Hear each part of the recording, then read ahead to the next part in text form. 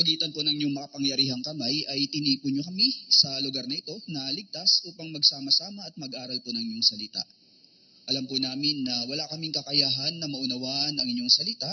Nawa, hinihiling po namin ang tulong ng banal na Espiritu. Bigyan niyo po sana kami ng karunungan. Ilagay niyo po sana sa bibig ng mga ngaral yung mga salita na dapat naming matutunan sa araw na ito upang maipaliwanag niya po ng madali at malinaw. Ganon din po sa mga nakaupo dito ngayon. Bigyan niyo po sila ng tenga na handang makinig at puso na tanggapin ang inyong salita upang magamit po nila ito sa pang-araw-araw po nilang pamumuhay. Sa katunayan, kami po ay ipinanganak na makasalanan at patuloy po kaming nakakagawa ng kasalanan. Pero dahil sa inyong habag at pag-ibig, ay pinagkalooban nyo kami na tawaging mga anak mo sa pamamagitan ng kamatayan at muling pagkabuhay ni Jesucristo. Kaya ngayon ay iniligtas mo kami sa walang hanggang kapahamakan doon sa impyerno. Kaya po, kung meron man po kaming nakatagong kasalanan, alisin nyo po ito, Panginoon, upang walang maging hadlang sa pakikinig namin ng inyong salita upang masunod namin ito. May mga brothers and sisters po kami na hindi namin kasama ngayon. Kung sila po ay nasa biyahe pa lang, ingatan niyo po sana silang ligtas upang makarating dito ng ligtas at makapakinig din po ng inyong salita at magamit po nila yung salita na yun sa kanilang Kristiyanong pamumuhay. May mga brothers and sisters po kami na hindi namin kasama ngayon dahil sila po ay may karamdaman. Pagalingin niyo po sila. Kung sila man po ay abala sa kanilang pamumuhay, kung saan man sila naroon, ingatan niyo po sana sila, Panginoon, upang ligtas silang namumuhay upang makasama namin sila sa mga susunod na fellowship. Mag-aaral po kami ng inyong salita, nawa ang banal na Espiritu ang kumilos sa bawat isa sa amin, Panginoon, upang maganap lang namin ang inyong kalooban. Muli, sa banal na Espiritu pa rin po kami lubos na nagtitiwala at umaasa. Ang lahat po ng ito ay aming dinadalangin sa pangalan ni Jesucristo. Amen. Muli po, magandang umaga po sa ating lahat. So, buksan po natin ang ating mga Biblia sa unang Korinto, verse 16.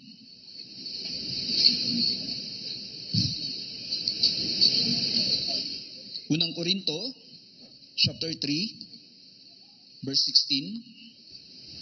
Hindi na pala, nakapatay pala. Unang Korinto, chapter 3, verse 16. So, kung nandyan na po, page 277. Sa bagong tipan, unang Korinto, chapter 3, verse 16. Kung okay na po, basahin po natin ng sabay-sabay. 3, 2, 1. Hindi ba ninyo nalalaman na kayo ay templo ng Diyos at ang Espiritu ng Diyos ay naninirahan sa inyo? So kung titingnan po natin yung unang talata, unang praise sa verse 16, hindi ba ninyo nalalaman? Hindi ba ninyo nalalaman? So, pag-aaralan po natin itong praise na ito, o sa Tagalog ay parirala. Praise. So, hindi siya sentence, kundi praise. Ang sentence po ay complete thought. So, yung praise ay hindi complete. Okay po ba?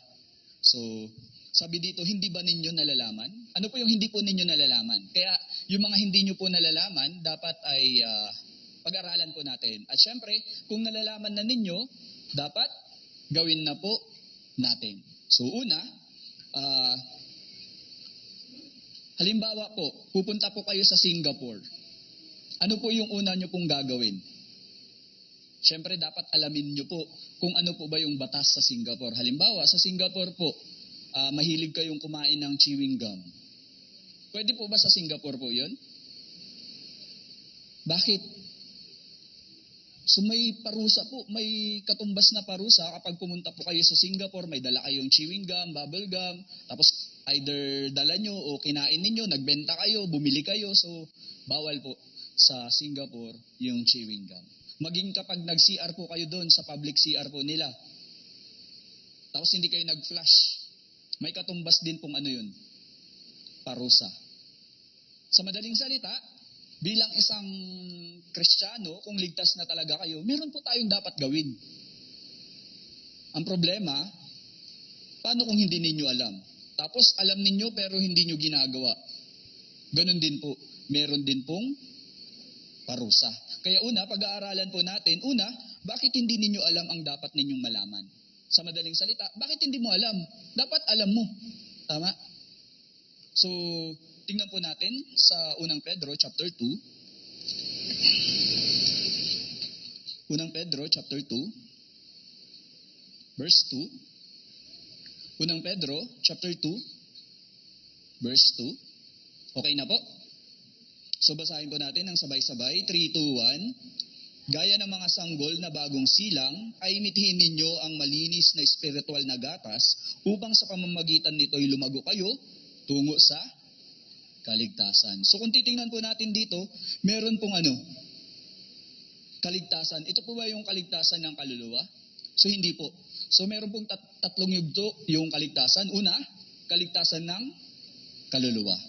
Pangalawa, kaligtasan ng buhay o katangian. Ibig sabihin, nagbabago dapat yung buhay po natin. Pangatlo, kaligtasan ng katawan. So, yung kaligtasan ng kaluluwa, ito po yung justification. Yung kaligtasan ng buhay o character, ito po ay sanctification. At yung pangatlo, kaligtasan ng katawan, glorification. So, babaguhin po yung katawan po natin. Opo, meron po nito. Kaya nga, sabi po dito, sa verse 2, gaya ng mga sanggol na bagong silang, ay mithiin ninyo ang malinis na espiritual na gatas. Kung titingnan po natin, ano po ba yung dapat kainin ng baby? So, yung baby, hahanapin niya po yung, gatas. Magtatrabaho na po agad yung baby. Dapat malaman po ninyo na kailangan nyo pong lumago. Yun po yung ibig pong sabihin dito. Dapat malaman natin na kailangan nating lumago. Paano po tayo lalago? Sabi po dito, upang lumago kayo tungo sa kaligtasan. Ito po yung kaligtasan ng ating buhay o karakter. Ibig sabihin, yung buhay po natin dapat nagbabago. Paano po magbabago po yung buhay po natin? Sabi po sa John chapter 17 verse 17, pabanalin mo sila sa katotohanan. Ang salita mo ay katotohanan. Ibig sabihin, sa pamamagitan ng salita, dapat dito po tayo lalago. Paano po kayo lalago kung hindi naman po kayo nagbabasa ng Bible? Paano po kayong lalago kung hindi naman kayo uma-attend sa fellowship?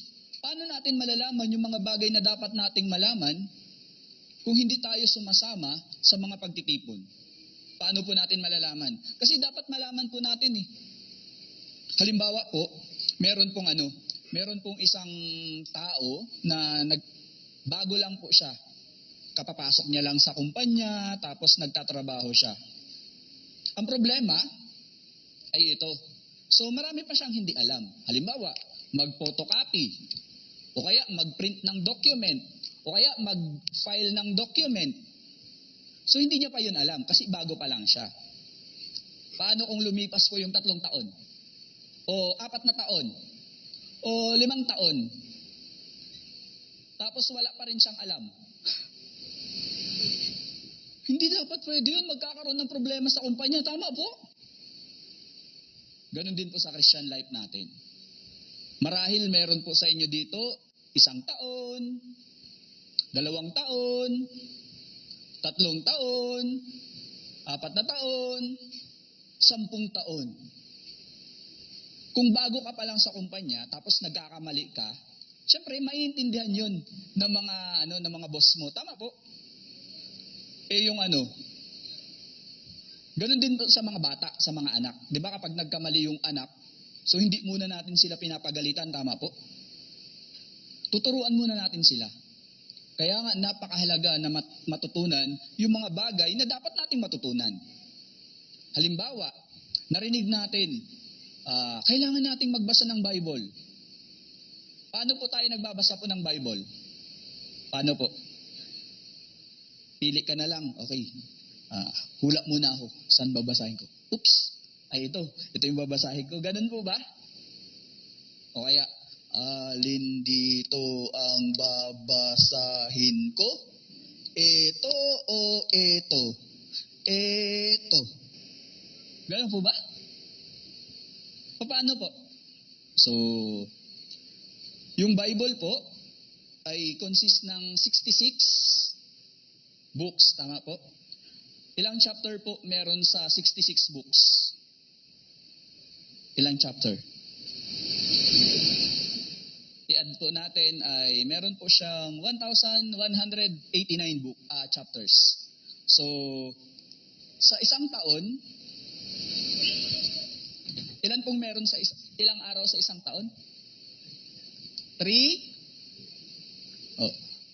65 or 366 pag may leap year. Tama po? So ngayon, ilang chapters po meron sa Bible? 1,889. I-divide po natin yan sa 365 or 366 equals, do the math, 3.25 ...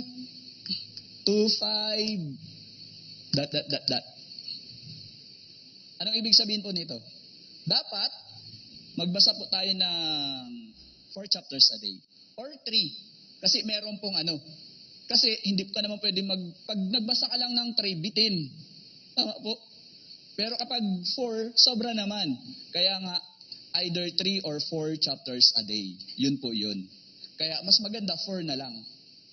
4 chapters a day. Tapos, maliban pa po dito yung binabasa natin yung kawikaan na araw-araw. Halimbawa, anong date po ngayon? Anong 14. Anong kawikaan po dapat yung binasa po natin? Kawikaan, chapter 14. So, ibig sabihin, kung meron po kayong puso para basahin po yung Biblia sa loob ng isang taon, kaya po o hindi? Kaya. Sa pamamagitan po ng 4 chapters a day. Kaya po yan. Kaya, so, parang ganito po. Paano tayo makakapagbasa ng Bible? Papaano? So, simulan po natin sa Genesis hanggang sa Revelation, 4 chapters a day, matatapos po natin ito sa isang taon. Madali po o hindi? Yan. Mahindi.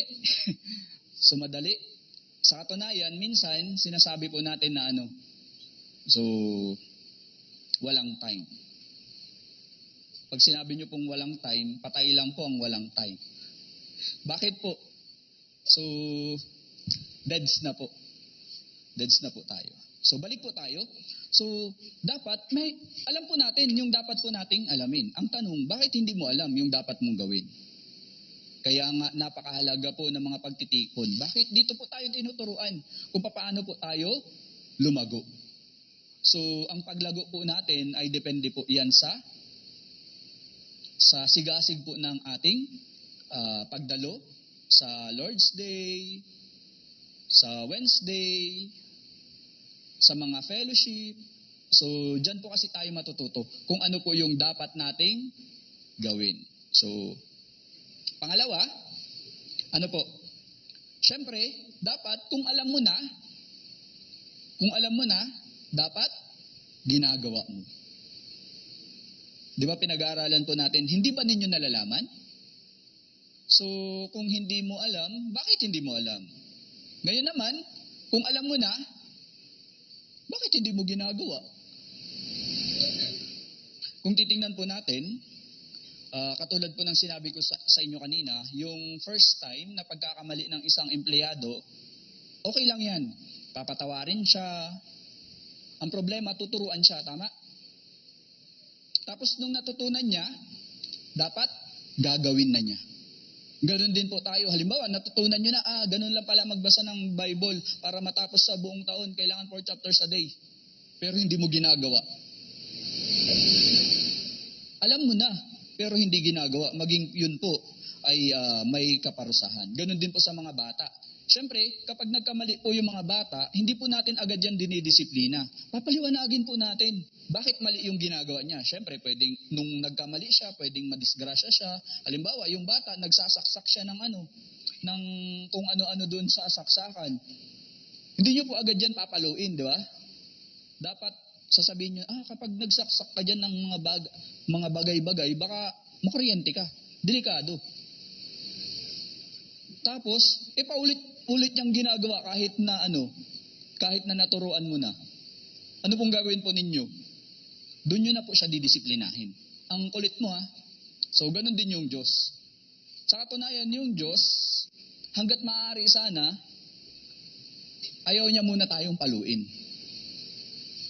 Pero, tinuturuan niya tayo sa pamamagitan ng Bible, sa pakikinig ng sermon, sa mga fellowship, natututo tayo yung dapat nating gawin. Ang problema, natuto nga tayo. Pero bakit hindi natin ginagawa? Maging yun, merong disiplina yun. Bibigyan po tayo ng disiplina ng Diyos. Kaya nga, kung titingnan po natin yung Korinto, yung iglesia ng Korinto, marami pong alam yung Corinthian church. Alam niyo po ba yung mga Grego? Gustong-gusto nila yung knowledge. Meron silang knowledge. Ang problema, hanggang knowledge lang. Hindi po nila ginagawa. Minsan nga dahil sa knowledge, ginagawa nilang lisensya sa paggawa ng kasalanan. For example, alam niyo po ba na bawal kumain po ng dugo? Alam niyo po? Bakit po bawal kumain ng dugo? So, una, ang dugo po ay sign ng life. Pangalawa, ang dugo po ay marumi. Bakit po marumi? So, doon po kasi dumadaan lahat ng impurities sa katawan po natin. Kaya nga minsan kapag, di ba, yung may mga sakit, nagpapadialysis kasi nililinis po yung nila, yung dugo po nila. Ganon din po. Minsan, oo, alam natin na mali yan, pero bakit ginagawa, pa rin, sinusuway pa rin natin yun. Ganun po yung nangyari sa Corinthian Church. Marami silang alam. Kaya nga, kahit na marami silang alam, nakakagawa pa rin sila ng kasalanan. Sumulat na nga si Santiago na bawal kumain ng mga may dugo, ng inihain sa Diyos-Diyosan, yung ganito-ganyan. Pero ano pong ginagawa po nila? Bawal makiapid, ibigin mo yung kapwa mo, gaya ng iyong sarili, mahalin mo yung brothers and sisters. Alam nila yan. Pero bakit hindi nila ginagawa? Kaya nga yung iba sa kanila, sabi po doon ay natutulog na. Ano pong ibig sabihin ng natutulog? Dinisiplina sila ng Diyos. Pinatay na po sila ng Diyos. Kaya nga nakasulat sa unang Korinto, chapter 5, verse 5, ay ibigay ang ganyang tao kay Satanas. Ibig sabihin, pumunta sila sa impyerno? Hindi po. Yung kasunod na talata nun ay upang iligtas ang kanilang espiritu sa araw ng Panginoon. Ibig sabihin, pinatay na sila. Kasi bakit po ba tayo iniligtas po ng Diyos? Para gawin yung kalwalhatian ng Diyos. Pero ginawa po nilang kasangkapan sa kasalanan, kaya mas maganda patayin na lang sila. Tapos yung iba sabi doon, nakahiga. Anong ibig sabihin na nakahiga? May sakit. Pwede kasi tayong disiplinahin ng Diyos sa pamamagitan ng sakit.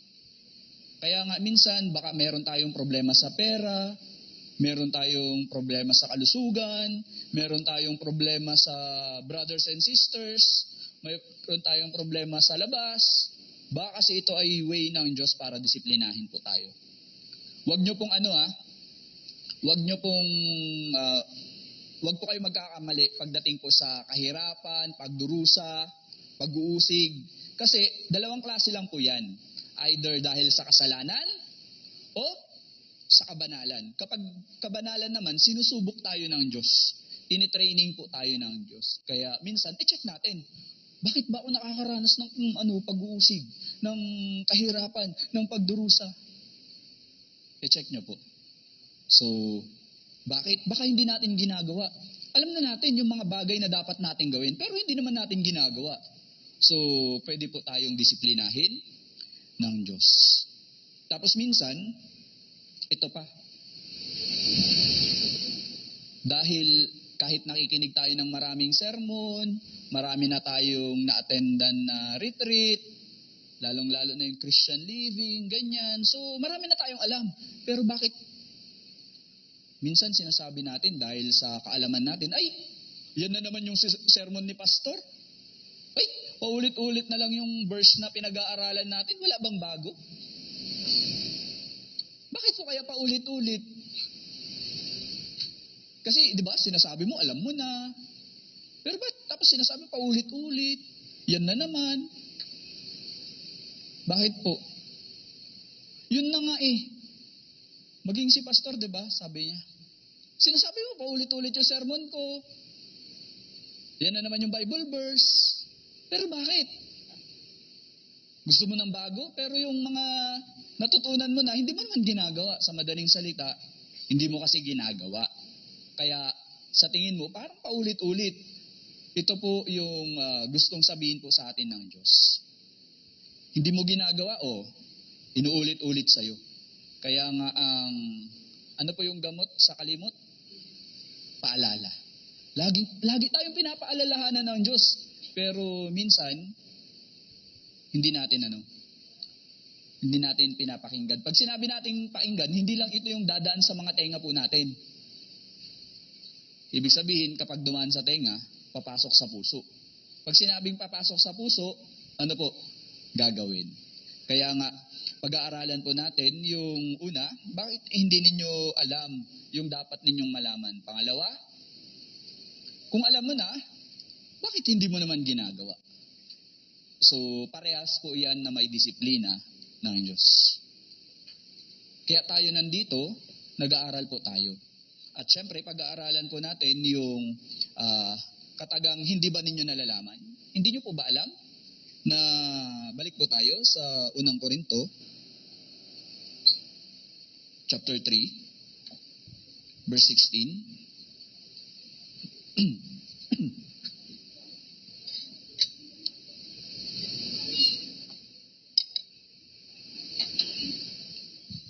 Unang Korinto, chapter 3, verse 16.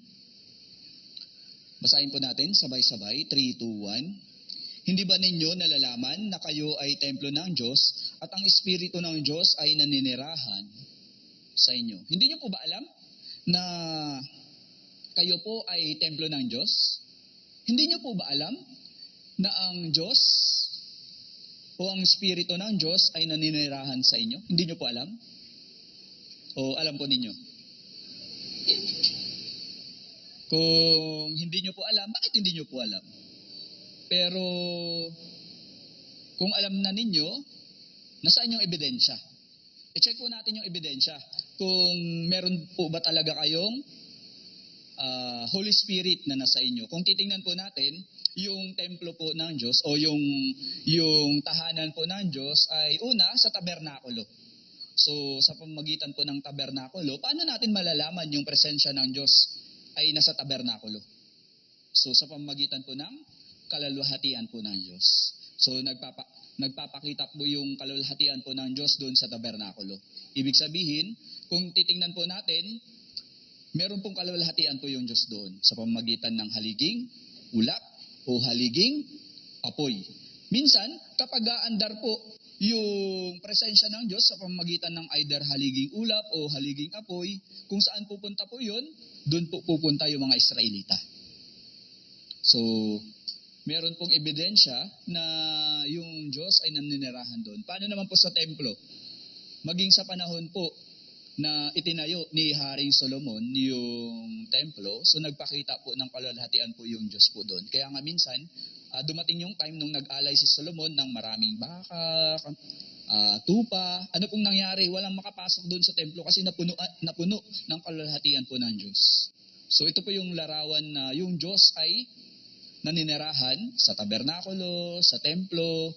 Paano naman po sa panahon po natin ngayon, sa New Testament? So si Jesus, di ba? Ang original state po ni Jesus ay Diyos. Sabi sa John chapter 1 verse 1, sa simula ay ang salita.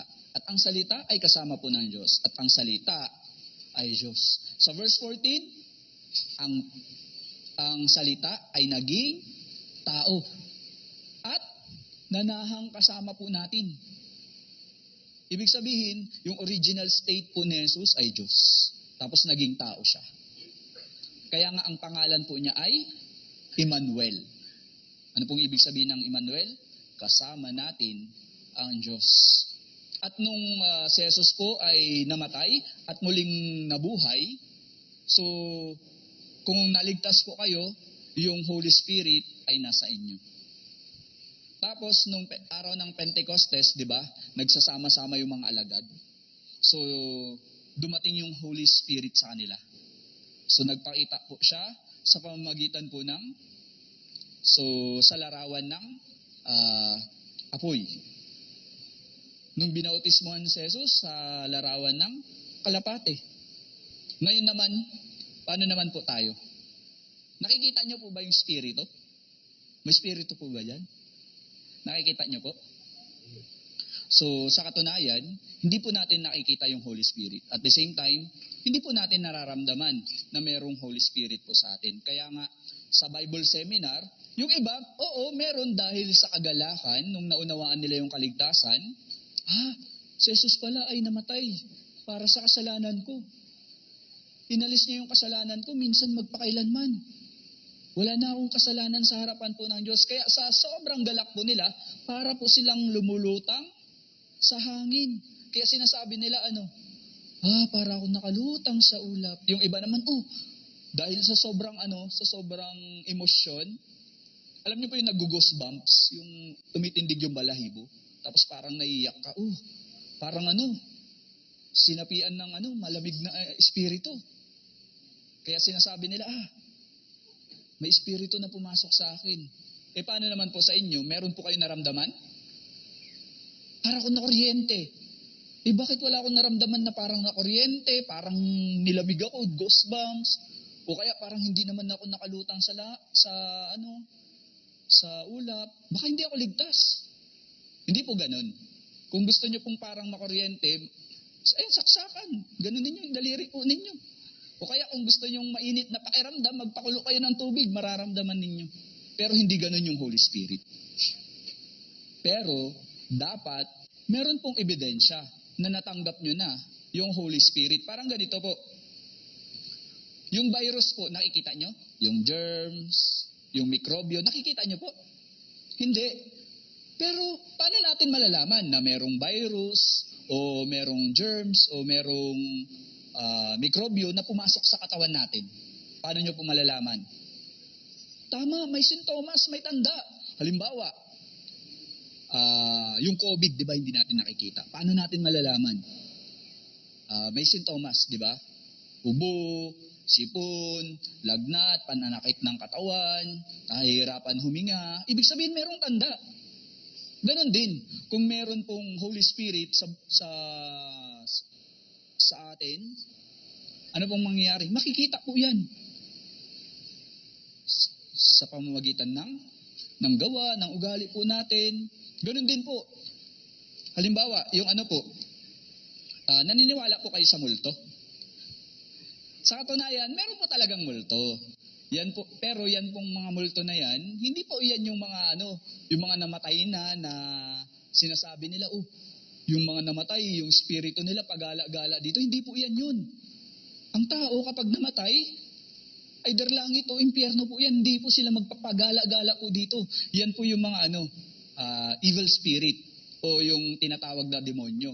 O sila, ang original state nila ay mga anghel na naghimagsik.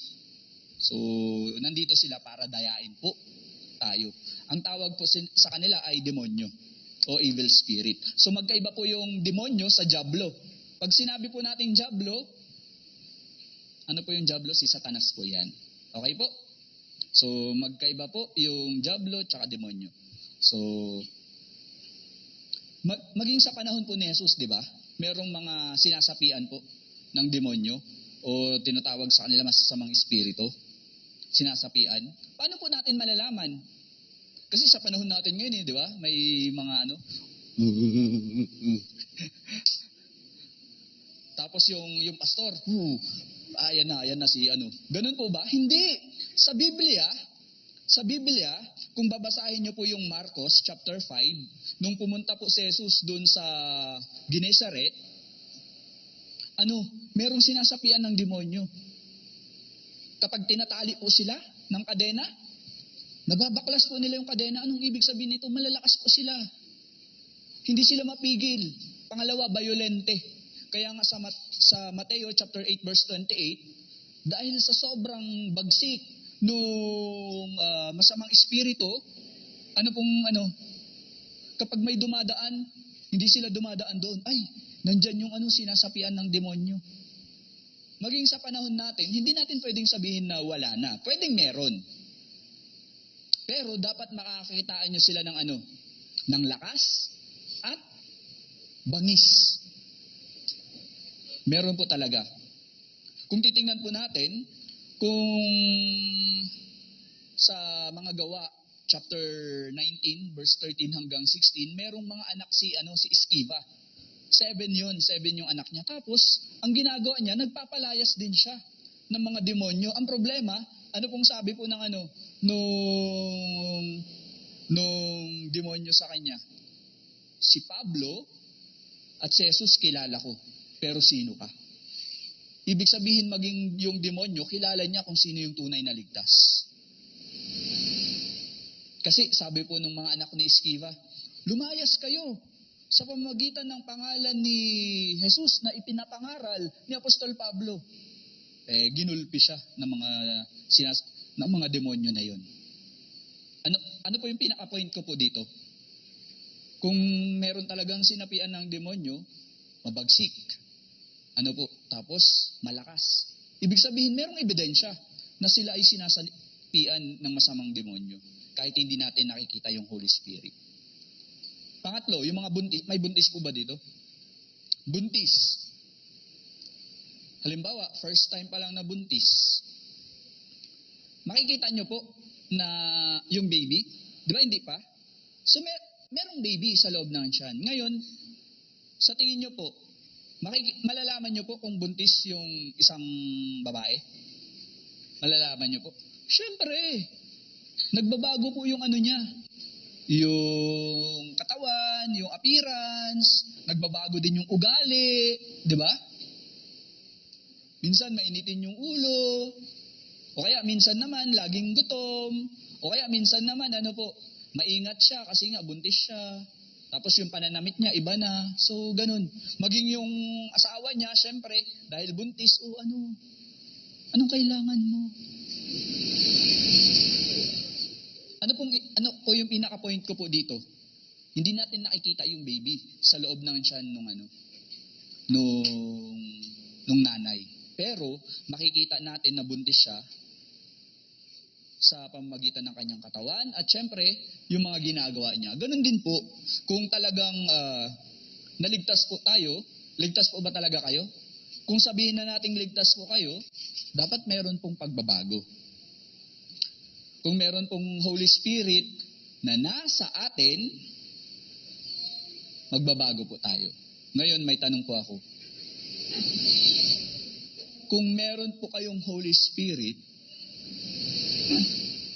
pwede po ba kayong magbago o hindi?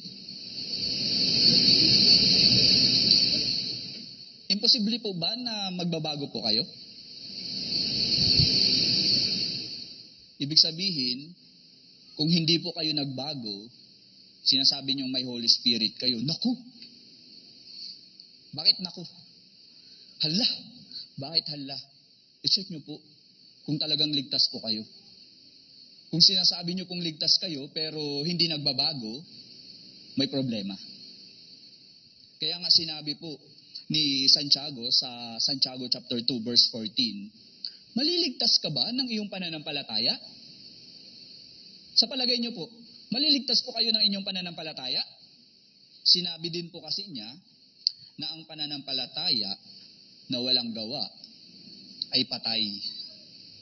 Baka yung pagkakaalam nyo kay Jesucristo nung namatay siya dun sa krus, inilibing siya, tapos nabuhay siya, tapos sa pamamagitan ng kanyang kamatayan at muling pagkabuhay ay pinatawad na yung kasalanan ko, minsan magpakailanman, baka nandito lang yan. Ano pong ibig sabihin ng nandito lang?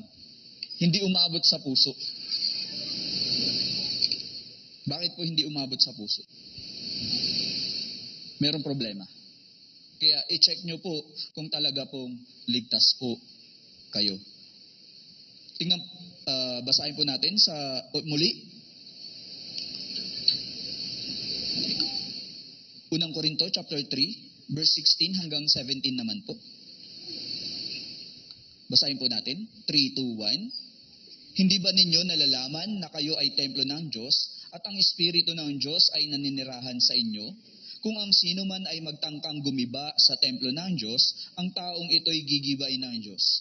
Sapagkat ang templo ng Diyos ay banal at ang templong ito ay kayo. Ibig sabihin, una, hindi nyo ba alam na kayo ay templo po ng Diyos? Na ang Espiritu ng Diyos ay nasa inyo? Dapat alam nyo po na kung talagang naligtas kayo, meron pong Espiritu po ng Diyos na nanahan sa inyo. At sabi po dito, ang templong ito ay, sino daw po? Sino daw po? Kayo. Tapos, ang templo ng Diyos ay banal. Ibig sabihin, kung kayo po ay templo po ng Diyos, dapat kayo po ay banal. Ano pong ibig sabihin ng banal? Ano pong ibig sabihin po ng banal? Ang banal po, syempre, ang original state po natin, tayo po ay makasalanan. Tama po. Tapos nung namatay si Jesucristo doon sa krus, binayaran yung ating mga kasalanan, tapos naunawaan natin ito, tinanggap natin ito sa atin na tayo po ay naligtas na sa pamamagitan ng kamatayan at muling pagkabuhay ni Jesucristo, ginawa po tayong banal. Sa harapan po ng Diyos ay ginawa po tayong banal. Pero yung pamumuhay po natin, so sa katunayan, hindi po yan nagiging agad, yung para kayong malaanghel. Yung hindi nakakagawa ng kasalanan. Kasi original state po natin, makasalanan po tayo. Gumagawa tayo ng kasalanan, tama po. Ibig sabihin, yan po yung nakasanayan ng ating katawan. Kung sino po yung nakaabot po dito ng typewriter? Kapag may typewriter po yan, tapos umaandar po kasi yan. May gumaganyan habang nagtatype, tak. Tapos binabalik po yan. Tapos tak. Ngayon, nung bago po yung computer, ang computer po noon, yung malaking ganyan pa. Tapos may keyboard. Dahil nasanay siyang mag-typewriter, tapos ginaganon, kaya nung ginanon niya, tak, ginanon niya, hinampas niya yung monitor ng computer. So, ang tawag po kasi doon ay yung involuntary movement natin kasi nakasanayan na natin. Parang ganun din tayo. Dahil tayo po ay makasalanan at ipinangak tayong makasalanan, kahit na ginawa na tayong banal, yung pamumuhay po natin hindi pa banal. Tama po? So, kaya nga, yung pagiging banal, dapat hiwalay po tayo sa sanlibutan. Ibig sabihin, meron po tayong tinatawag na identity bilang isang ligtas. Kaya nga, tingnan po natin sa Galatia. Forward lang po kayo ng konti. Unang Korinto, ikalawang Korinto, tapos Galatia.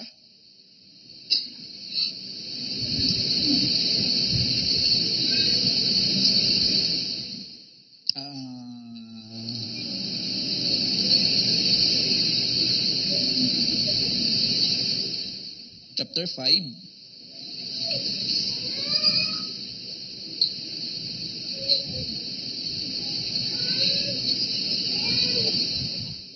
Verse 16 hanggang 17, basahin po natin. 3, 2, 1. Subalit sinasabi ko, lumakad kayo ayon sa Espiritu at huwag ninyong bigyang kasiyahan ng mga pagnanasa ng laman. Sapagkat ang laman ay nagnanasa laban sa Espiritu at ang Espiritu ay laban sa laman, sapagkat ang mga ito ay laban sa isa't isa, upang hindi ninyo magawa ang mga bagay na nais ninyong gawin. So meron po tayong tinatawag na sinful nature. So, meron pong pagtatalo yung spirito at yung laman. Kaya nga, dapat hiwalay po tayo sa sanlibutan. Atras po kayo ng konti sa ikalawang Korinto, chapter 6. Ikalawang Korinto, chapter 6, verse 16. Basahin po natin. Ikalawang Korinto, chapter 6, verse 16. Basahin po. 3, 2, 1. Anong pakikisa mayroon ang templo ng Diyos sa mga Diyos-Diyosan? Sapagkat tayo'y templo ng Diyos na buhay, gaya ng sinasabi ng Diyos, ako'y mananahan sa kanila at lalakad sa gitna nila, ako'y magiging kanilang Diyos at sa kanila'y magiging aking bayan. Kaya nga, lumabas kayo sa kanila at humiwalay kayo, sabi ng Panginoon, at huwag kayong humipo ng anumang bagay na marumi at kayo'y aking tatanggapin. So, ibig sabihin, kailangan po nating humiwalay. Saan? Mula sa mga bagay na marurumi. Yung Diyos-Diyosan, itong sanlibutan. Kasi nga, sabi po dito, tayo'y templo ng Diyos na buhay. Kailangan po nating maging banal. Gaya niya naman na banal. Sabi po sa unang Pedro, chapter 1, verse 14 hanggang 16, yung buhay po natin dapat may banal na pamumuhay. Bakit po? Yung Diyos na tumawag sa atin ay banal, kaya kayo naman ay maging banal. Katulad po ng sinasabi ko, ginawa po tayong banal. Pero dahil sa sinful nature po natin, namumuhay tayo na gaya ng hindi banal. Pero, pakunti-kunti, yung nagagawa nating kasalanan, dapat pakunti-kunti din po. Bakit? Tayo po ay ginawang banal. Kaya maging banal po yung ating pamumuhay. Paano po ba namumuhay ng banal? So, syempre, namumuhay po tayo ng pag sinabi nating sinless, so, baka isipin nyo boneless, seedless. Walang kasalanan. So, nababawasan yung paggawa natin ng kasalanan. Katulad ng sermon, dapat ni Pastor nung Wednesday, di ba? Dapat nababawasan.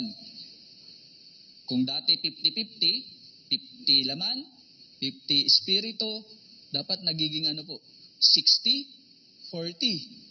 Tapos magiging 70-30. Nababawasan po yung yung kagustuhan po ng laman.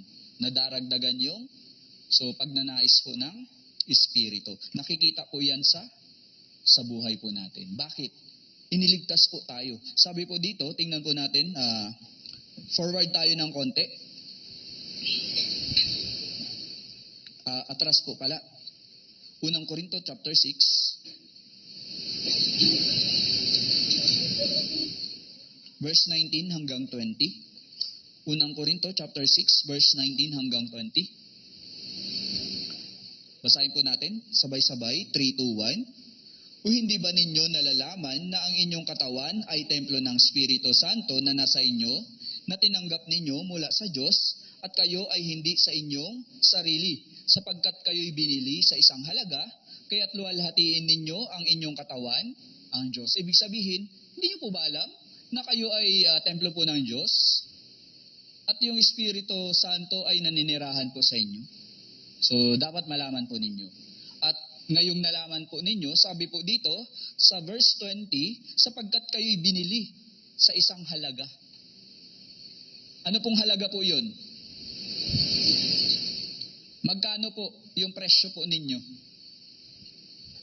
Halaga ng anak po ng Diyos. Bakit po halaga ng anak po ng Diyos? Bakit hindi na lang kambing?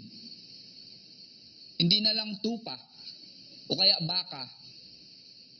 Gusto nyo po ang katumbas ninyo ay kambing? Katumbas lang ng buhay ninyo ay baka? Ha? Kaya nga si Jesus ay namatay para sa akin. Dahil ang katumbas ng buhay ko ay buhay ni Jesus. Di ba? Napaka-amazing.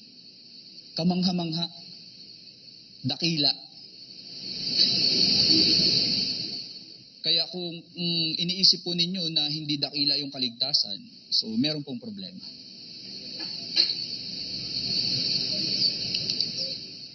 Ngayon, sa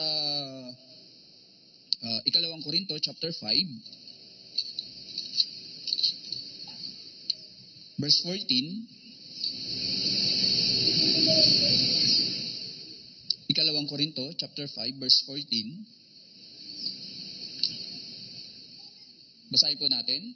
3, 2, 1. Ang pag-ibig ni Kristo ang humihimok sa amin sapagkat kami ay lubos na naniniwala na ang isa ay namatay para sa lahat, kaya't ang lahat ay namatay. Ibig sabihin, dahil sa pag-ibig po ni Kristo, ito po yung humihimok sa atin. Ano pong ibig sabihin ng humihimok? Nanghihikayat na gawin natin yung dapat nating gawin. Ibig sabihin ng hinihimok, so hindi po tayo pinipilit. Sa pamamagitan po ng pag-ibig ni Kristo, sa pamamagitan po ng pag-ibig ng Diyos, ito po yung yung tawag dito, tumutulong sa atin para gawin natin yung mga dapat nating gawin. For example, pagdating po sa pag-ibig, halimbawa, yung isang tao, meron siyang minahal na tao. Ano po yung term o description na ginagamit po doon? Minsan sinasabi, ay, yung taong yan ay pumasok sa aking puso. Ay, yung tao na yan nasa puso ko. Parang ganito po yan. Halimbawa, yung lalaki, hindi naman siya mahilig manood ng movies, pero yung babae na iniibig niya, mahilig manood ng movies. Sa madaling salita, kahit wala siyang hilig na manood ng movies, pero dahil mahal niya, yung babae po na yun, yung pag-ibig po, yung humihikayat sa kanya, na ibigin yung mga bagay na gusto po nung babae na yun, na minamahal niya. O kaya ayaw niya, yung babae, hindi siya mahilig sa magpunta sa mga beach. Pero yung lalaki na iniibig niya, mahilig pumunta sa beach. O yung pamilya niya, mahilig pumunta doon sa beach. Pupunta po siya o hindi? So sa pamamagitan ng pag-ibig niya doon sa pamilya niya na mahilig magpunta sa beach, kasi ayaw niyang mag-beach, kasi nga kapag nabuhanginan yung paa niya, naiirita siya. Pero dahil minamahal niya yung pamilya niya, pupunta po siya. Hindi dahil napipilitan, kundi dahil sa pag-ibig. Ganon din po. Kung talagang sinasabi po natin na iniibig niyo po yung Diyos. Pero sa katunayan, yung Diyos yung unang umibig sa atin. Pero kung sinasabi po natin na inibig po natin yung Diyos, dapat yung mga bagay na gusto ng Diyos, dapat gusto na rin po natin. Hindi tayo napipilitan na gawin yung mga bagay na yun. Bakit? So yung pag-ibig po ng Diyos, yung humihimok po sa atin. Kaya kung talagang minamahal po natin yung Diyos, so nakikita po yun sa ating mga gawa. Halimbawa, mahal niyo po ba talaga yung Diyos? Oh, number 1, oh. Number 2, hindi. Number 3, ewan ko. Number 4, wala akong pake. Iniibig niyo po yung Diyos? Kung iniibig niyo po yung Diyos,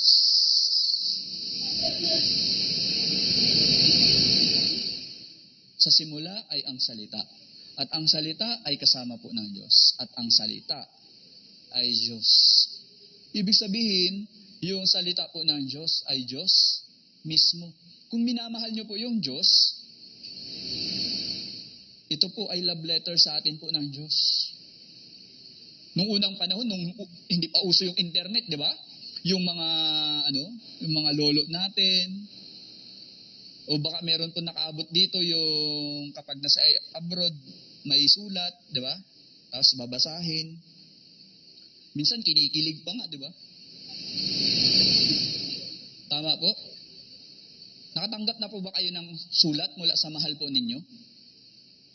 O sa panahon ngayon, di ba, kapag yung sa jeep, nagte-text, nakangiti. Baka may na-receive siyang magandang balita mula sa mahal niya. O sa mga kabataan, bawal muna. Bakit bawal?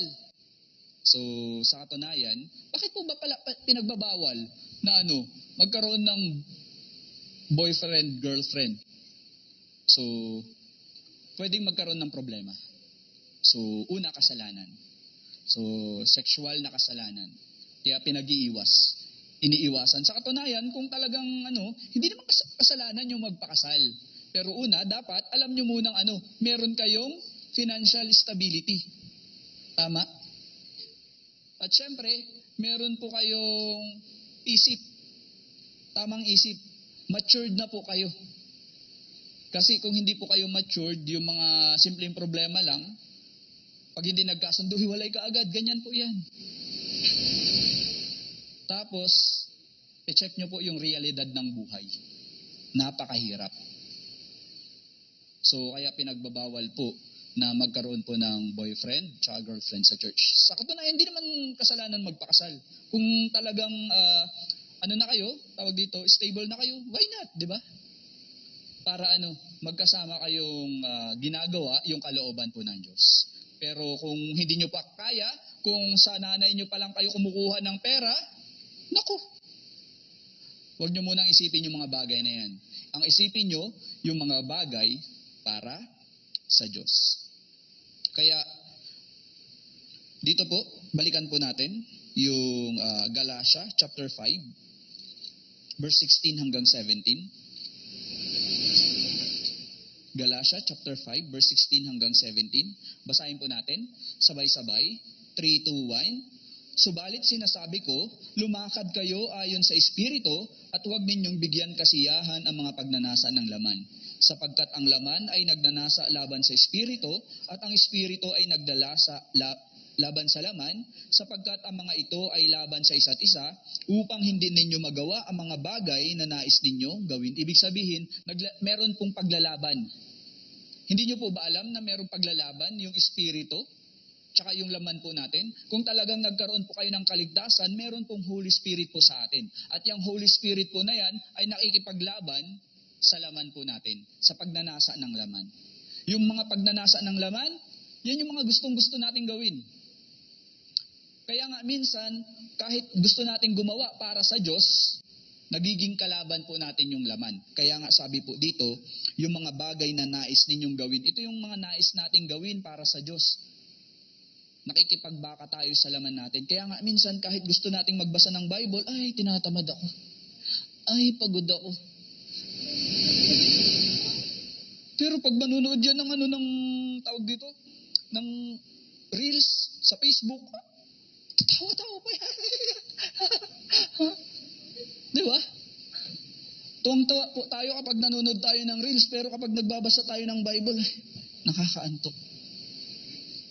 Naglalaban na po yung dyan, yung laman at espiritu. Kaya nga, meron pong parang meron kayong puno ng spiritual na puno at makalamang puno. Kung dinidiligan nyo po yung spiritual na puno, so magiging malakas po.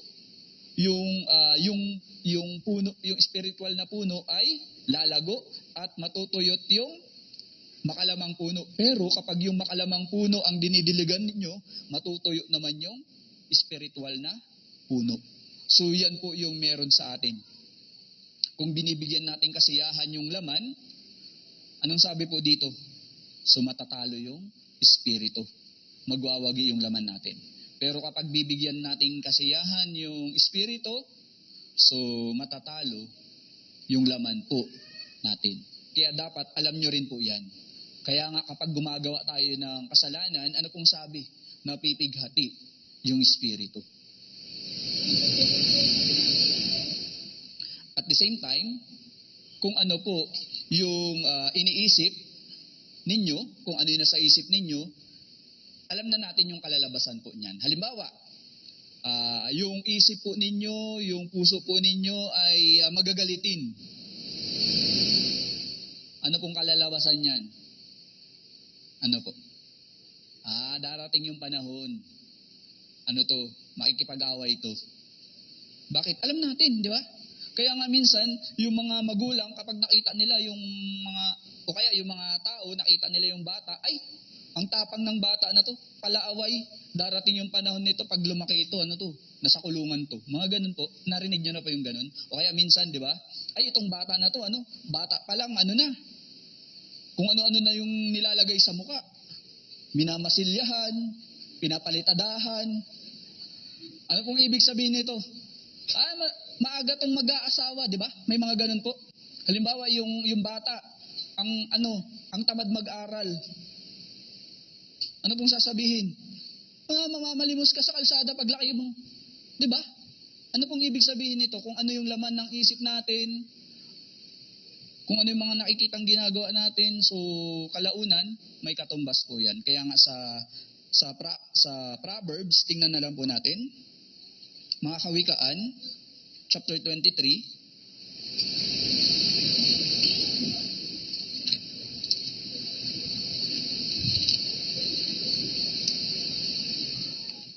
Verse 7. Kawikaan, chapter 23, verse 7. Basahin po natin sabay-sabay. 3, 2, 1. Sapagkat kung anong iniisip niya, sa loob niya ay gayon siya. Ibig sabihin, kung titingnan po natin, bakit binenta po ni Judas si Jesus? Alam niyo po kung bakit? Ang nasa isip kasi ni Judas, pera, pera, pera, pera. Kaya nga tinatawag siyang magnanakaw, di ba? Kaya niya naibenta si Jesus. Kaya kung ano yung nasa isip niya, yun siya. Kaya kung titingnan po natin sa Roma chapter 8, so bibilisan ko na lang po ng konti. Late na po kasi tayo nag-umpisa kanina.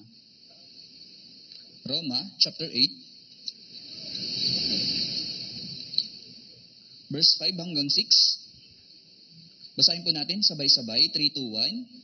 Sapagkat ang mga ayon sa laman ay nagtutuon ng kanilang isipan sa mga bagay ng laman. Subalit ang mga ayon sa Espiritu ay sa mga bagay ng Espiritu. Sapagkat ang kaisipan ng laman ay kamatayan, subalit ang kaisipan ng Espiritu ay buhay at kapayapaan. Ibig sabihin, kung ang kaisipan natin ay puro dito sa mundong ito, magfo-focus lang tayo sa mga bagay sa mundong ito. Pero kung ang kaisipan po natin ay patungkol sa Espiritu, yung mga spiritual na bagay, yun po yung pagtutuunan natin ng pansin. Kaya nga sabi po dito, sapagkat ang mga ayon sa laman ay nagtutuon ng kanilang isipan sa mga bagay ng laman. Subalit ang mga ayon sa Espiritu ay sa mga bagay ng Espiritu. Para mapuno po natin ng Espiritu, yung puso po natin, para magawa po natin yung mga spiritual na bagay, dapat lagi po nating tandaan na meron tayong Holy Spirit. At yung Holy Spirit na yun po yung tumutulong sa atin. Kaya nga palagi po nating isipin na meron tayong Holy Spirit. Tandaan natin na meron tayong Holy Spirit para magawa po natin yung mga bagay na spiritual. Okay po? Kaya kung ano yung nasa puso po natin, kung ano yung nasa isip natin, yun yung ginagawa natin. Kaya punuin po natin ng Espiritu yung puso po natin. At pangalawa, so hindi nyo ba alam? Una, hindi nyo po ba alam na kayo ay templo at merong Espiritu sa inyo? Pangalawa naman, hindi nyo po ba alam sa Santiago chapter 4? Sa Santiago chapter 4, verse 4. Basahin po natin. Santiago chapter 4, verse 4. 3, 2, 1. Mga ngulunya, hindi ba ninyo nalalaman na ang pakikipagkaibigan sa sanlibutan ay pakikipag-away sa Diyos? Kaya't sino mang nagnanais na maging kaibigan ng sanlibutan ay nagiging kaaway ng Diyos. So, isa sa mga expression ng hindi nyo ba alam. Una, hindi nyo po ba alam na kayo ay templo ng Diyos at the same time yung Espiritu ng Diyos ay nananahan sa inyo? Pangalawa, hindi nyo po ba alam na ang pakikipagkaibigan sa sanlibutan ay pakikipag-away sa Diyos? Hindi niyo po ba alam? So, dapat alam po natin. Ibig sabihin, dapat mamuhay tayo ayon sa nalalaman natin. Kung alam na po natin na ang pakikipagkaibigan sa sanlibutan ay pakikipag-away sa Diyos, anong gagawin natin? Sino po yung gusto niyo maging kaibigan? Yung sanlibutan o yung Diyos? Kung titingnan po natin, para makalakad po tayo kasama po ng Diyos, parang ganito po yan. Sino po ba yung gusto ninyong kasama? Kaaway ninyo o kaibigan po ninyo? Na mahal po ninyo? Na nagmamahal din sa inyo? Kung titingnan po natin, ayaw natin kasama tong kaaway natin, di ba? Kaya nga kung nakikipagkaibigan tayo sa Diyos, sa sanlibutan, nagiging kaaway tayo ng Diyos. Yung kaibigan natin, na mahal natin, kahit malayo yung pupuntahan niya, hindi natin namamalayan yung oras. Ang bilis. Kapag naglakad siya ng malayo, makakapaglakad ka rin ng malayo kasama po niya. Ano po yung pinaka-point ko po dito? So, kapag nakipagkaibigan tayo sa sanlibutan, hindi tayo makakalakad kasama po ng Diyos. Kasi nga, yung kaaway po natin, di ba? Ayaw nating lumakad kasama ng kaaway natin, ayaw nating makasama. Ganun din, kung nakikipagkaibigan tayo sa sanlibutan, ibig sabihin, nagiging kaaway tayo ng Diyos. Hindi tayo makakalakad kasama po ng Diyos. Tingnan po natin, forward lang po tayo ng konti. Unang Juan, chapter 2, verse 15 hanggang 16. Basahin po natin, sabay-sabay, 3, 2, 1. Huwag ninyong ibigin ang sanlibutan ni ang mga bagay na nasa sanlibutan. Ang pag-ibig ng Ama ay wala sa sino mang umiibig sa sanlibutan, sapagkat ang lahat na nasa sanlibutan, ang masamang pagnanasa ng laman, ang pagnanasa ng mga mata, at ang pagmataas sa buhay, ay hindi mula sa Ama, kundi sa sanlibutan. Ibig sabihin, pagnanasa ng mata, yan, pagkainggit, pagnanasa ng laman, mga pagkain, kasama po yan. Ano pa? Maraming pagnanasa yung katawan. Yan, kapag nagpapahinga po tayo, di ba? Ang sarap magpahinga. Ang sermon, 10:00 naman, mga 9 na lang ako babangon. Hindi mo na malayan, 10:30 na pala. Nag-umpisa na yung sermon, wala pa. Kasi ang sarap magpahinga, lalo na ngayon tag-ulan. Ang lamig po ng klima dito sa Tagaytay. Kaya naninibago po ako dito sa sermon hall. Ang lamig. Doon sa amin mainit. Kaya yung iba sa inyo, ang sarap makinig ng sermon, pampatulog. Tapos ang lamig pa. Bakit? Ano yung pagnanasa ng laman? Magpahinga. Diba? Pagnanasa ng mata. YouTube, Reels, ano pa? Comics na nasa Facebook. Baka nabutan niyo po ba yung Wattpad? Niloloko lang kayo niyan. Hindi totoo yan. Di ba? Pagising sa umaga, Facebook. Bago matulog, Facebook. At pagmamataas sa buhay. Minsan, kahit hindi natin kaya, para masabi lang na may kaya, kinakaya. Kahit hindi naman kaya. Nagets niyo po? Yan po yung pagmamataas sa buhay. Kung gusto niyo po talagang lumakad, kasama po ng Diyos, huwag po nating hanapin yung mga bagay sa sanlibutan.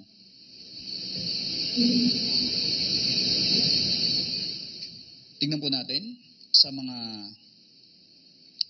awit, number 106.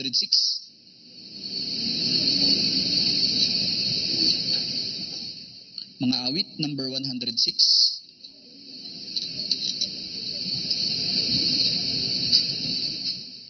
Verse 4 hanggang 7. 36. 106, verse 36.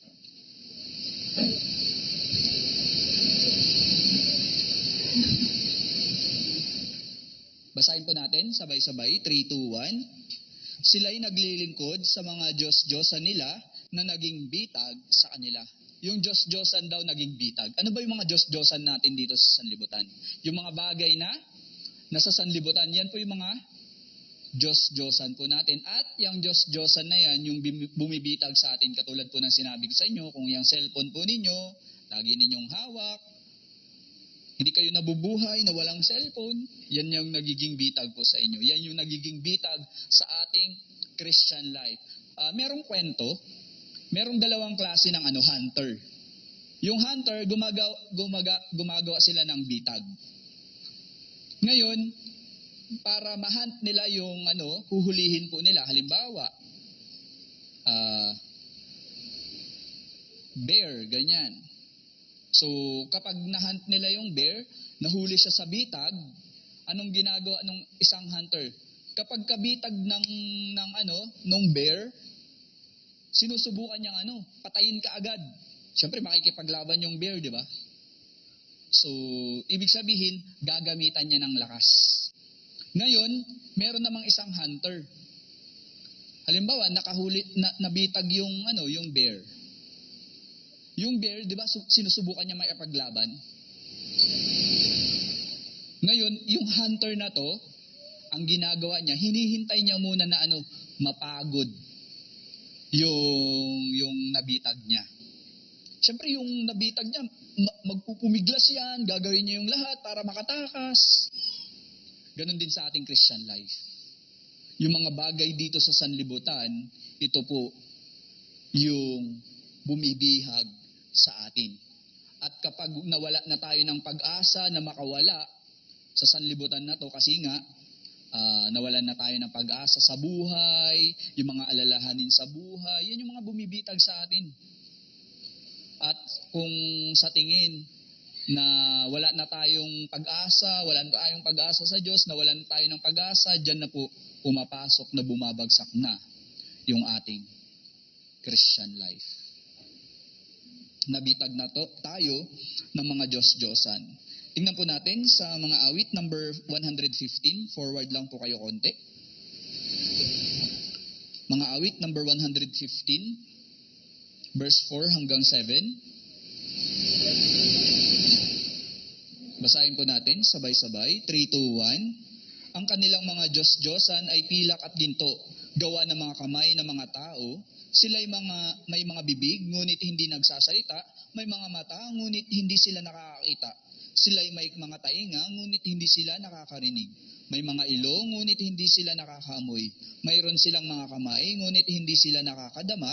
May mga paa, ngunit hindi nakakalakad. So ito po yung yung karakteristik po ng isang Diyos-Diyosan.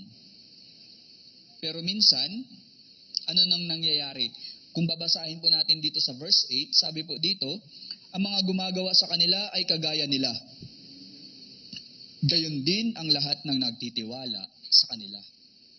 Kaya kung nahulog tayo sa bitag ng sanlibutan na to, itong sanlibutan na to ang nagiging Diyos-Diyosan po natin. At kapag nabitag tayo ng Diyos-Diyosan na to, so nagiging gaya po tayo ng mga Diyos-Diyosan. Ano po yung gaya ng Diyos-Diyosan? Di ba yung Diyos-Diyosan, merong tainga pero hindi nakakarinig, may mata pero hindi nakakita, may bibig, hindi nakakapagsalita, may kamay pero hindi niya nagagamit, maging yung paa niya. Paano naman po tayo? Ang ibig sabihin po nito, na nagiging gaya po tayo ng kalagayan po nila, nagiging wala tayong silbi. Pasensya po sa salita nagiging walang silbi. Opo. Bakit walang silbi? May mata, hindi makakita. Sa katunayan, ang original state natin, tayo po ay spiritual na bulag. Hindi natin nakikita yung mga bagay na spiritual.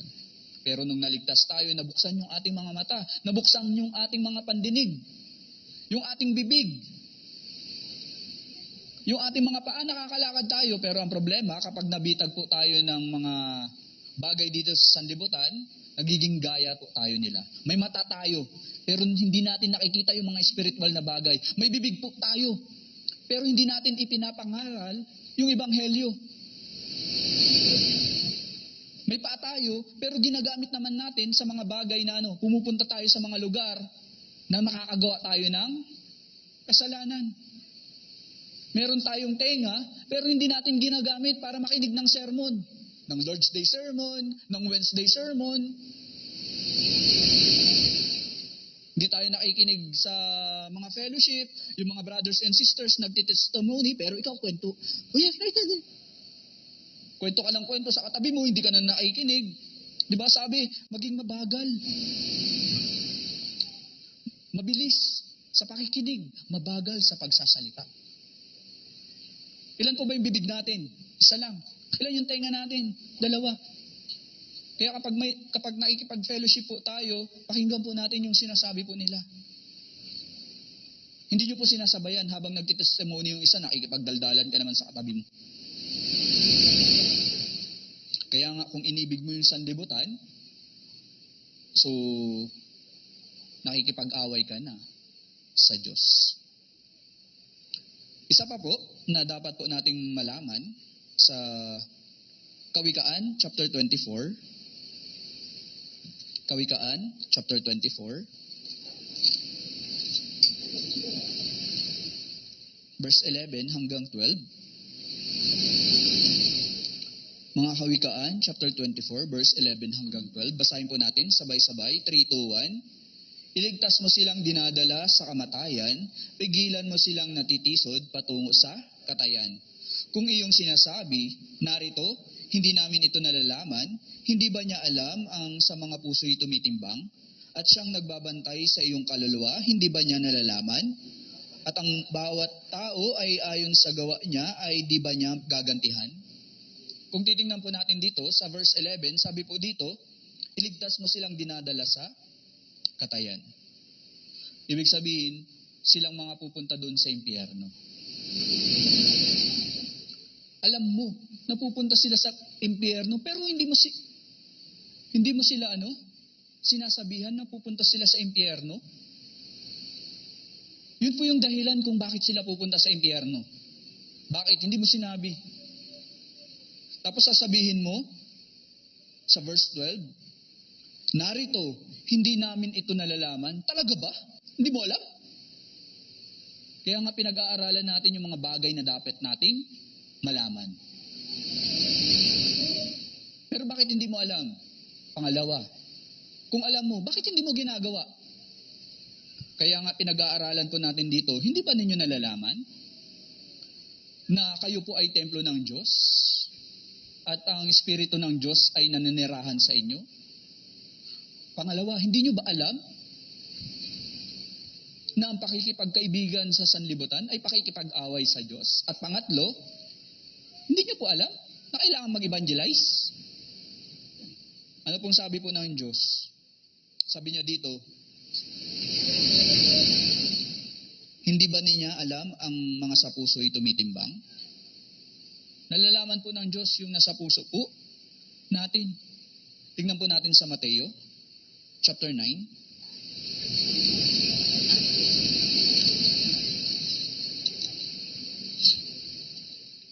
Verse 36 hanggang 38.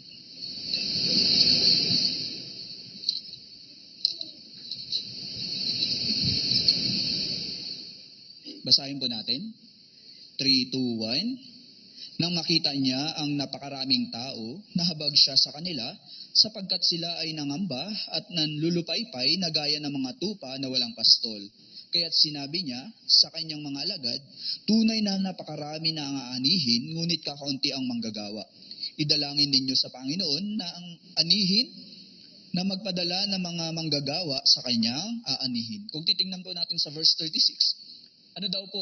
Nahabag si Jesus. Bakit po nahabag si Jesus? Dahil may sakit sila? Dahil gutom sila? Hindi po. Pinagaling ni Jesus yung mga may sakit. Pinakain niya yung mga nagugutom. Hindi po naaawa si Jesus dahil sila ay may sakit o gutom sila. Bakit po naawa si Jesus? Kasi pupunta sila sa impyerno. Kaya nga nahabag si Jesus. Ang problema, kahit maraming ligaw na kaluluwa, wala daw pong manggagawa. Kaya ano pong sabi sa verse 38? Idalangin natin na magkaroon po ng manggagawa. So, kailangan po nating manalangin. Siyempre, dapat kapag mananalangin po tayo, ano po yung ipapanalangin po natin? Kailangan ng manggagawa.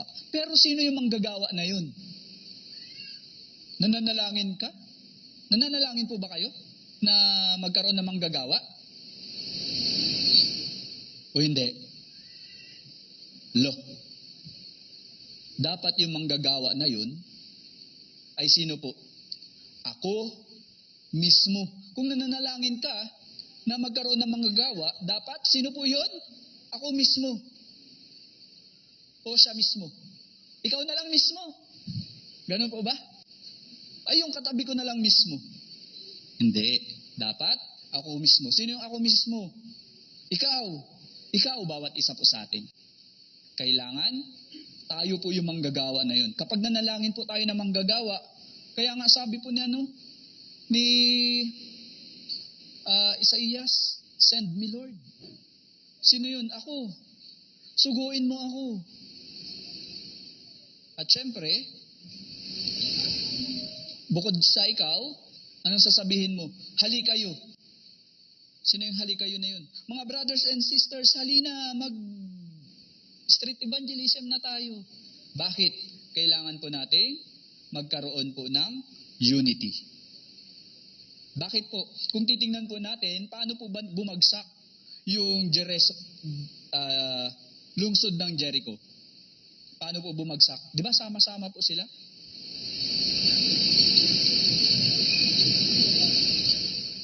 Di ba sabi lahat? Umikot. Kung ano yung sinabi po ng Diyos, ginawa nila. Kaya kailangan, gumawa po tayo ng sama-sama. Kaya nga tingnan po natin sa unang Korinto.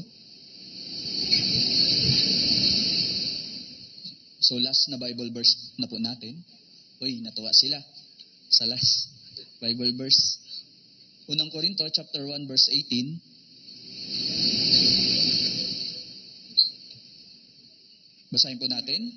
Sabay-sabay. 3, 2, 1. Sapagkat ang salita ng krus ay kahangalan sa mga napapahamak, ngunit sa atin na iniligtas, ito ay kapangyarihan ng Diyos. Sabi po dito sa mga iniligtas, kung ligtas ka po talaga, so yung salita po ng krus ay kapangyarihan po ng Diyos. Pero sa mga hangal, sa katunayan, sa mga hangal, para sa kanila, ang salita po ng krus ay kahangalan. Kaya nga, pag nakikita po nila yung mga ligtas na nandyan na naman kayo sa church, palagi na lang kayo dyan sa church may Bible seminar na naman kayo. Palagi na lang kayong may Bible seminar nakakaawa naman kayo. Napapagod kayo. Gumagastos kayo para sa Bible seminar. Kawawa. So, minsan yan po yung natatanggap po natin. Pero minsan, nagiging gaya po tayo ng hangal. Ano po yung sinasabi ng mga hangal sa mga ligtas? Ay, kawawa naman kayo. Palagi kayo nagba-Bible seminar, palagi kayo sa church. At diyan na lang kayo tumira sa church. Ganyan, di ba? Yung mga hangal. Pero minsan, yung mga ligtas, nagiging gaya din po ng mga hangal. Paano po? Ay, diyan na naman tayo sa church. Ay, may fellowship na naman. May Bible seminar na naman tayo. Ay, mag-aambagan na naman tayo sa Bible seminar na yan. Nagiging hangal din po pala tayo. Hindi niyo po ba alam na kailangan nating magligtas ng ligaw na kaluluwa? Kaya nga pinag-aralan po natin sa unang Korinto chapter 3 verse 16. Hindi niyo ba nalalaman? Kaya nga dapat nating malaman yung mga bagay na dapat nating malaman. Bakit hindi niyo alam? Pangalawa, kung alam na natin, dapat ginagawa na po natin. Kaya pinag-aralan po natin yung 3 topic patungkol po sa hindi nyo ba alam? Ano po yung hindi natin alam? Na dapat nating malaman na tayo po ay templo ng Diyos at yung Espiritu Santo ay nananahan sa atin. Pangalawa, hindi nyo po ba alam na ang pakikipagkaibigan sa sanlibutan ay pakikipag-away sa Diyos?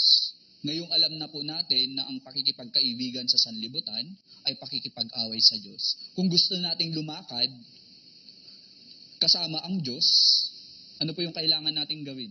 Kailangan nating humiwalay. Pangatlo, humiwalay po sa sanlibutan na. Pangatlo, hindi nyo ba alam na kailangan mag-evangelize? Ngayong alam na po natin, dapat gawin po natin. Mamuhay po tayo ayon po sa nalalaman po natin. Hindi yung dito na lang. Hindi natin ginagawa. Hindi masama na marami tayong kaalaman. Pero ang masama, marami kang kaalaman, pero hindi mo ginagawa. Parang malaki na yung ulo mo dahil sa sobrang kaalaman mo. Ngayon, kapag sobrang laki ng ulo mo, tapos ang liit ng katawan mo, ano mayayari? Hindi ka makakalakad ng maayos. Ganon din sa ating Christian life. Hindi puro ganto. Kung marami kang ganto, dapat marami ka ring gawa. Gumagawa ka ayon sa nalalaman mo. Kaya nga, sa last part ng binasa natin kanina sa mga kawikaan, gagantihan po ng Diyos yung lahat ng ginawa po natin. Kaya nawa ay mamuhay po tayo ayon po sa nalalaman po natin. Kaya nga may nakita ko po dito kanina sa church news po ninyo, meron pong Cell Group 2 Bible Seminar. Kaya ang salita ng krus ay kapangyarihan po ng Diyos. Kaya wag po tayong maging gaya ng mga hangal na ay Bible Seminar na naman. So manalangin po tayo na